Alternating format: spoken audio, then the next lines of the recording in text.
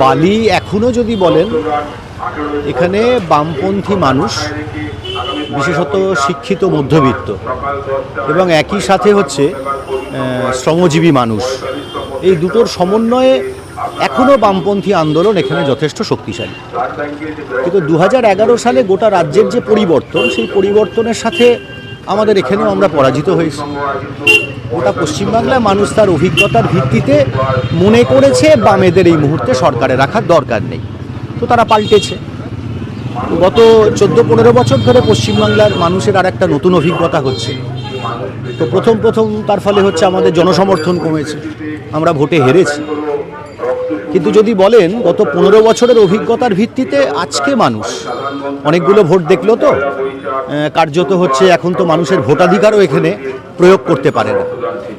এইসব লিলুয়া বেলুড় এসব অঞ্চলে কার্যত মানুষকে বেরোতে দেওয়া হয় না ভোট দেওয়ার জন্য। বালিতেও বহু জায়গায় হচ্ছে এখানে মারাত্মকভাবেই মানুষের গণতান্ত্রিক অধিকারকে কেড়ে নেওয়া হয়।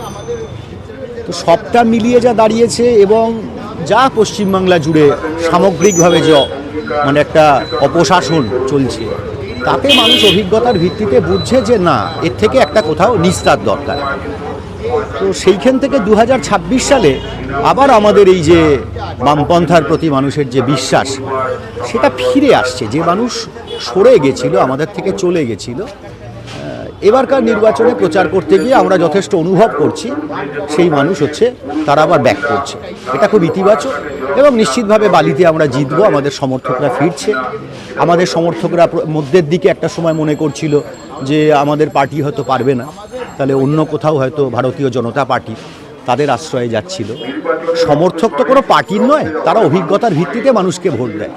তো তারা আবার হচ্ছে এই যে বিজেপির অপশাসনের নির্মম অভিজ্ঞতা দেখছে এবং এখানে ধরুন এসআইআর করে যেভাবে মানুষের ওপর অত্যাচার ওরা বাড়িয়েছে, বা যে সমস্ত রাজ্যগুলোতে বিজেপি ক্ষমতায় আছে সেখানেও সে একই দুর্নীতির প্রকোপ আর হচ্ছে অত্যাচার, মহিলাদের ওপর অত্যাচার।